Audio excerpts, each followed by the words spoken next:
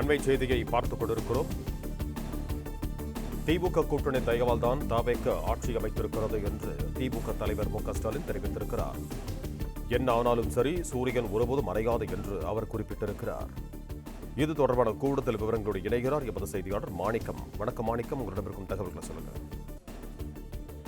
திமுக மாவட்ட செயலர் கூட்டம் திமுக தலைவர் மு க ஸ்டாலின் தலைமையில தற்பொழுது நடைபெற்று வருகிறது. இந்த கூட்டத்தில் திமுக தலைவர் மு க ஸ்டாலின் அவர்கள் உரையாற்றியிருக்கிறார். அந்த கூட்டத்தில் பல்வேறு கருத்துக்களை முன்வைத்து அவருடைய உரை இடம்பெற்றிருக்கிறது. என்ன ஆனாலும் சூரியன் ஒருபோதும் மறையாது, திரும்ப உதித்தே தீரும், சூரியன் இல்லாமல் எதுவும் நடக்காது, இது இயற்கை நீதி மட்டுமல்ல, தமிழ்நாட்டு அரசியல் நீதியும் இதுதான் என்று அவருடைய உரையை தொடங்கியிருக்கிறார். நடந்து முடிந்திருக்கக்கூடிய தேர்தலில் திமுகவுக்கு ஆளுங்கட்சி என்ற இடம் கிடைக்காத சூழல்ல எதிர்கட்சியாக அமர்ந்திருக்கக்கூடிய நேரத்துல கடந்த கால வரலாற்றை நினைவு கூர்ந்து அவர் பேசியிருக்கார். அந்த பேச்சுல 1989 ஆட்சி அமைத்து 91 தோல்வி விட்டுறார்கள். அதே போன்று 96 ஆட்சி அமைத்து 2001 தோல்வி விட்டுறார்கள். 2006 திமுக ஆட்சி அமைத்து 2011 தோல்வி விட்டுறார்கள். இதுபோல் ஆட்சியில் இருந்து தோற்ற போதெல்லாம் மிக குறைந்த இடங்களிலேயே திமுக வென்றிருக்கிறது. ஆனால் இப்பொழுது 59 இடங்கள் எனவும், அதே போன்று கூட்டணி சேர்த்து 73 இடங்கள் என பார்க்கும்போது சற்று அதிகமான எண்ணிக்கையில் தான் வெற்றி பெற்றிருப்பதாகவும் அவர் குறிப்பிட்டிருக்கிறார். அதே போன்று திமுகவுக்கும் ஆளுங்கட்சிக்குமான அந்த வாக்கு வித்தியாசம் என்பது 3.5% இருக்கக்கூடிய சூழலில் தற்பொழுது பார்க்கக்கூடிய அனைவருமே எப்படியும் திமுக தான் வெற்றி பெறும் என நினைச்சோம், ஆனால் அதனால எங்களுடைய ஒரு ஓட்டில் என்ன ஆகிடும் தெரியாம போட்டுட்டோம்னு புலம்புறாங்க அப்படிங்கறத முதலமைச்சர் குறித்து அதே போன்று திமுக தலைவர் மு க ஸ்டாலின் தெரிவித்திருக்கிறார்.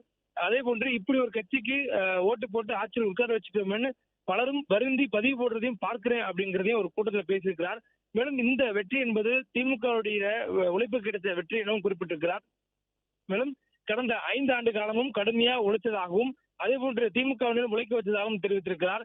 தனது சக்திக்கு மீறியும் உழைச்சிருப்பதாக குறிப்பிட்டிருக்கக்கூடிய திமுக தலைவர் கட்சியினுடையும் ஓய்வெடுக்க விடாமல் உழைக்க வைத்ததாகவும் குறிப்பிட்டிருக்கிறார். கோடிக்கணக்கான மக்களுக்கு நேரடியாக பயன் தரும் ஆட்சியாக கடந்த 5 ஆண்டு காலத்தில் ஆட்சி செய்திருக்கிறார்கள் எனவும் அது மக்களுக்கு தெரியும் எனவும் குறிப்பிட்டு பேசியிருக்கக்கூடிய திமுக தலைவர், நான் யாரையும் சுட்டிக்காட்டி குறை சொல்ல விரும்பவில்லை, தோல்விக்கான காரணங்களை கட்சி நிர்வாகிகளே தொடங்கி பொதுமக்கள் வரை எல்லா விதமாகவும் பேசுகிறார்கள்.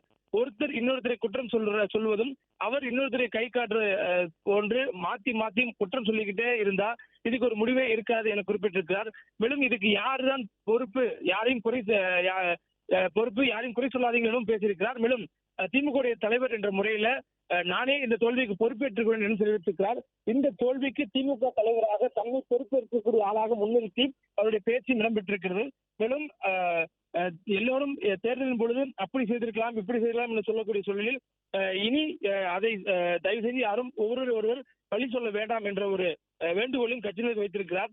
மேலும் தோல்வியின் போது ஆதங்கத்தை கொட்டுவது இயல்பானதுதான், ஆனால் அது பழியாக இருக்கக்கூடாது என்ற ஒரு அறிவுறுத்தலும் கொடுத்திருக்கிறார். மேலும் எங்கு தவறு நடந்திருக்கு என்பதை ஆய்வு செய்ய வேண்டும், எனவே அதை பரிசீலித்து பார்க்க வேண்டிய தேவை ஏற்பட்டிருப்பதால் தொடர்ந்து அது குறித்தான ஆலோசனை நடத்திருப்பதாகவும் தெரிவித்திருக்கிறார்.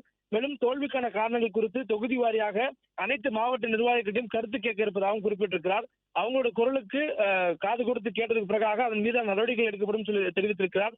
மேலும் தொகுதி வாரியாக அனைத்து நிர்வாகிகளும் சந்தித்து பேசி அடுத்த 20 நாட்களுக்குள்ளாக அறிக்கை கொடுக்கக்கூடிய அந்த நிகழ்வு நடைபெறும் எனவும் தெரிவித்திருக்கிறார்.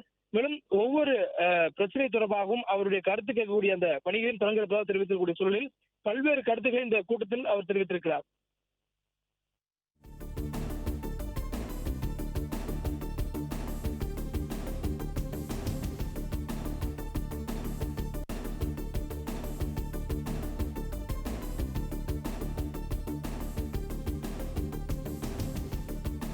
நன்றி மாணிக்கம், உங்க தகவல்களுக்கு. பிளே ஸ்டோர் மற்றும் ஆப் ஸ்டோரில் இருந்து பாலிமர் செயலியை QR கோடு மூலம் பதிவிறக்கம் செய்யுங்கள். செய்திகளை உடனுக்குடன் பெறுங்கள்.